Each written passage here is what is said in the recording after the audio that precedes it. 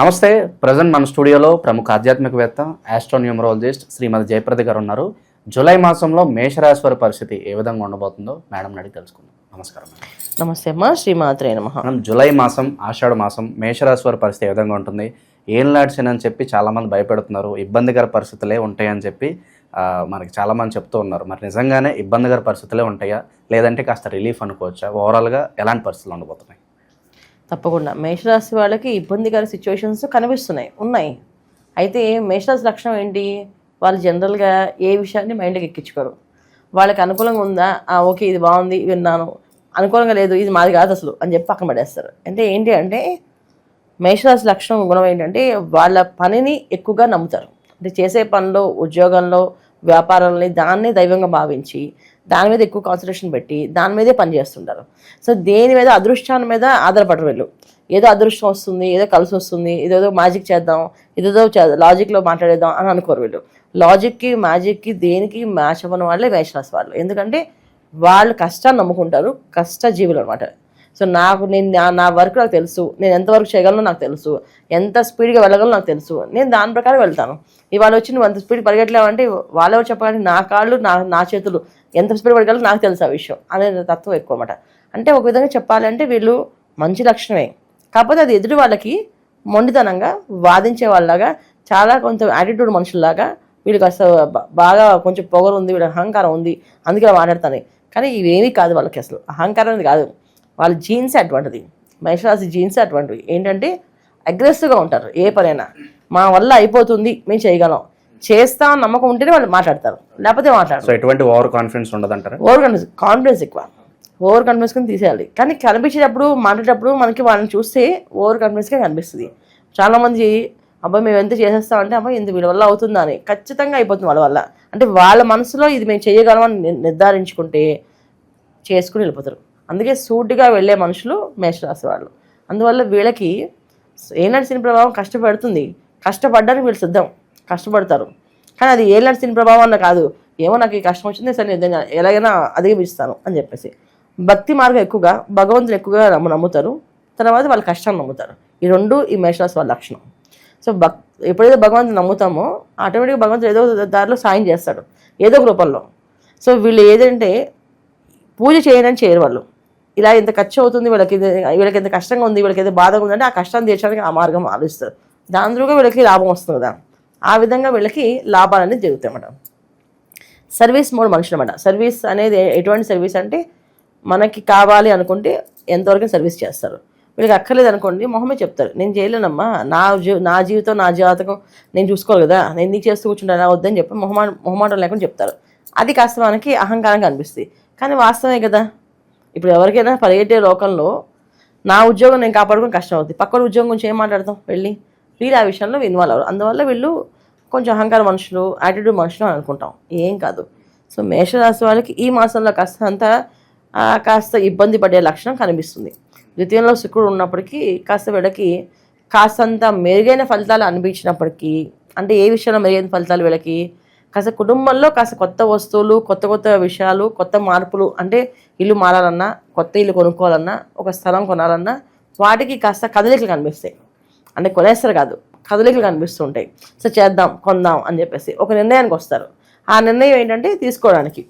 So బలంగా ఆ నిర్ణయాలు రావడం. తర్వాత ఆస్తి విషయంలో, ఆస్తి పంపకాల విషయంలో గొడవలు ఉంటే దాని నుంచి బయటపడే అవకాశం కనిపిస్తుంది. సో నాకు నా వాట ఇంత వస్తుంది, నా ఆస్తి ఇంత వస్తుంది అని ఒక క్లారిటీ వస్తుంది వాళ్ళకి. ఆ విషయంలో క్లారిటీ. ఉద్యోగాల విషయంలో ఈ ఉద్యోగం మానేసి కొత్త ఉద్యోగానికి వెళ్ళే అవకాశం కనిపిస్తుంది. సో కొత్త ఉద్యోగాలు వెళ్ళినప్పుడు ఈ ఉద్యోగంలో నాకు ఈ పరిస్థితి ఉంటుంది, ఈ సిచ్యువేషన్స్ ఉంటాయి, దీన్ని నేను డెవలప్ అవ్వాలి.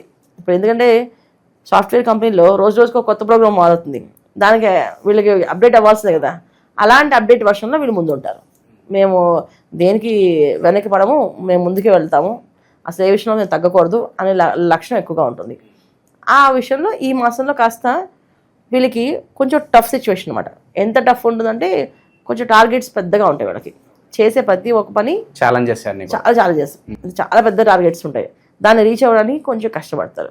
అది శారీరకమైన కష్టం, మానసికమైన కష్టము, ఒక శారీరకంగా మానసికంగా కష్టం అనేది వీళ్ళకి ఎక్కువగా కనిపిస్తుంది ఈ మాసంలో. సో దాన్ని ఎదుర్కోవాల్సిందే, దాన్ని వీళ్ళు ఎదుర్కొని ముందుకు వెళ్తారు. అయితే దానికి సపోర్ట్గా ఈ గ్రహాల అనుకూలంగా ఏమిటంటే కుజుడు కాస్తంత ఇబ్బంది పెట్టే అవకాశం ఉంది. సో రాసాధిపతి అయిన కుజుడు పంచమ స్థానంలో ఉండడం, అగ్నితత్వ రాశిలో ఉండడం వల్ల కాస్త ఇంట్లో వాతావరణం ప్రభావం అనేది వీళ్ళకి వ్యతిరేకంగా కనిపిస్తుంది. అది వీళ్ళకి మేషరాశి. సో ఈ టైంలో ఇన్వెస్ట్మెంట్స్ జోలికి పోకుండానే ఉంటే మంచిది అంటారా? ఇన్వెస్ట్మెంట్ చేసుకోవచ్చు. ఇన్వెస్ట్మెంట్స్ ప్లానింగ్స్ ఏవైతే ఉన్నాయో వాళ్ళవి అవన్నీ చేసుకోవచ్చు. వాటిలో ఎటువంటి ఆటంకాలు లేవు. ఇక్కడ ఏంటి అంటే ఆటంకాలు ఇక్కడ జరిగే ఆటంకాలు ఏంటంటే కొత్త విషయాలు నిర్ణయాలు తీసుకున్నప్పుడు కాస్త ఆలోచించుకుని తీసుకుంటే అది ఇబ్బంది పడతారు. ఆలోచించి తీసుకుంటే ఇబ్బంది ఏం లేదు. ఎందుకంటే ఏలినాటి శని ప్రభావం ఉంది కనుక ఖచ్చితంగా కాస్త కర్మకారకుడు కనుక ఆయన ఎటువంటి ఏదో కర్మ అనుభవించాలి. అది ఏ విధంగా అనుభవిస్తాము అనేది వాళ్ళ జాతకంలో జన్మ జాతకంలో ఉండే లక్షణాలు బట్టి. ఇప్పుడు జాతకంలో కూడా శని భగవాన్ మంచి స్థానంలో లేడు, ఇబ్బంది పెట్టే స్థానంలో ఉన్నాడు వాళ్ళ జాతకంలో, అప్పుడు ఏలినాటి శని ప్రభావం కొంచెం వాళ్ళకి యాడ్ అవుతుంది. వాళ్ళ జాతకంలో శని భగవాన్ యోగిస్తున్నాడు, ఇక్కడ ఏలినాటి శని ప్రభావం తక్కువ కనిపిస్తుంది. సో ఇక్కడ అన్నిటికంటే లాభస్థానంలో రాహు ఉండడం వల్ల కాస్త సాధించడం అనేది లాస్ట్ ఆఫ్ ద డే అయిపోతుంది వాళ్ళకి. అంటే లాస్ట్ ఎన్ని డేస్ 100 డేస్ అనుకోండి, 100 డేస్లో 99 డేస్ అవ్వదు, లాస్ట్ డే అవుతుంది పని. అలాగా వీళ్ళకి ఏంటంటే లాస్ట్ మూమెంట్లో ఆ పని అవుతుంది. అయితే పట్టుదలతో కాన్ఫిడెన్స్తో ఈ పని చేసుకోవాలి. మెయిన్గా పేషెన్స్ ఉండాలంటారు ఖచ్చితంగా. సో అది ఆటోమేటిక్గా కోల్పోతుంటారు ఈ మాసం వీళ్ళకి. ఎందుకంటే ద్వితీయ స్థానంలో శుక్రుడు, తృతీయ స్థానంలో రవి, తర్వాత చతుర్థ స్థానంలో రవి బుద్ధులు కలిసి ఉండడం, కాస్తంత ఏంటంటే ఇంట్లో వాళ్ళు శత్రువులుగా మారడం, ఇంట్లో వాళ్ళే కాస్త వీళ్ళని హీనంగా చూడడము, ఇది కొంచెం ఇబ్బంది పెట్టే మానసికమైన బాధ, శారీరకమైన కష్టము రెండు కాస్త ఎక్కువగా ఉంది ఈ మాసంలో. వీళ్ళు తీసుకోవాల్సిన జాగ్రత్త ఏంటంటే శారీరకంగా మానసికంగా ప్రశాంతంగా ఉండడానికి ప్రయత్నం చేయాలి. ఎంతో ఓపికగా ఎదురు చూస్తున్న నిరుద్యోగులకి ఏదైనా శుభవార్త ఉంటుందా? ఎక్స్పెక్ట్ చేయొచ్చు వాళ్ళు ఏదన్నా? ఉద్యోగాలు ఖచ్చితంగా వస్తాయి. ఎందుకంటే ఏలినాటి శని ప్రభావం ఏంటంటే శని భగవాన్ ఇచ్చే ఫలితం ఏంటంటే నువ్వు కష్టపడాలి. అది ఎలాంటి కష్టం అంటే ఒక జాబ్ ఇచ్చి ఆ జాబ్లో ఎక్కువ వర్క్ వీళ్ళకి అప్పచెప్తారు, అది కష్టం. ఏలినాటి శని ప్రభావంలో ఫుడ్ ఉంటుంది కానీ శారీరకమైన కష్టం ఉంటుంది ఎక్కువగా. అలాగే మేడం ఈ టైంలోనే ప్రలోభాలకు ఎక్కువగా గురి చేసే వాళ్ళు ఉంటారంటారు. అంటే అక్కడ ఏదో ఉంది, లేకపోతే మీకు ఏదో ఆపర్చునిటీ ఇస్తామంటే మాయ మాటలు చెప్పి మోసం చేసేవాళ్ళు ఈ పీరియడ్లో ఎక్కువగా తగులుతారంట అనుకోవచ్చా? ఈ మాసంలో అలాంటి ఇబ్బంది వీళ్ళకి లేదు, అటువంటి గ్రహస్థితి లేదు. వీళ్ళ గ్రహస్థితి అంతా ఏంటంటే కాస్త శారీరక కష్టం ఎక్కువగా కనిపిస్తుంది. ఆ శారీరక కష్టం మానసికమైన కష్టం వల్ల కాస్తంత ఇబ్బందులు పడే అవకాశం తప్ప మిగతా విషయాల్లో మేషరాశి వాళ్ళకి ఎటువంటి ప్రమాదాలు లేవు. సో ఏలినాటి శనిలో ఉన్నారు కాబట్టి శనికి సంబంధించి ఎలాంటి పరిహారాలు చేసుకుంటే బాగుంటుంది అంటారు మేడం? ప్రతి శనివారం నిష్ఠగా ఉండము, శనివారాలు కాస్తంత శాకాహారాన్ని ఎక్కువగా భుజించడము, ఉపవాసం ఉండము. అంటే శనివారాలు చాలామంది ఏంటంటే పొద్దున్న టిఫిన్, మధ్యాహ్నం భోజనం, రాత్రి టిఫిన్ చేస్తుందా.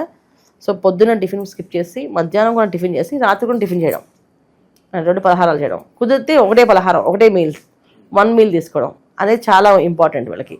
శనివారాలు ఎక్కువగా ఉపవాసాలు ఉండడం వల్ల వీళ్ళకి కలిసి వస్తుంది. శనివారం ఆంజనేయ స్వామి గుడికి వెళ్ళడం, ప్రదక్షిణాలు చేయడం చాలా ఉపయోగపడుతుంది. సో అలాగే ఏదన్నా పనులు అనుకూలించడానికి నిత్యం చదువుకోవడానికి ఏదైనా మంత్రం ఉంటుందా వీళ్ళకి? ఏదన్నా ప్రతినిత్యము హనుమంతుడి మంత్రం చదువుకోవాలి వీళ్ళు. ఓం నమో హనుమతే నమః, ఓం నమో హనుమతే నమః, ఓం నమో హనుమతే నమః అని ఈ మంత్రాన్ని రోజు చదవడం, నిత్యం పారాయణ చేయడం వల్ల అన్ని పనులు అనుకూలంగా జరుగుతాయి. చాలా బాగా వివరించారు. ఓవరాల్గా మేషరాశి వాళ్ళందరికీ కూడా గోచార ఫలితాలు ఏ విధంగా ఉండబోతున్నాయో మేడం తెలియజేయడం జరిగింది. ఇన్ కేస్ మీకు కూడా ఇలాంటి సమస్యలు ఎదురవుతుంటే ఒక్కసారి వ్యక్తిగత జాతకం చెక్ చేయించుకోండి. సో మీ సమస్య ఏదైనా సరే మేడం దానికి సంబంధించిన పరిహారం వెంటనే తెలియజేయడం జరుగుతుంది. ధన్యవాదాలు.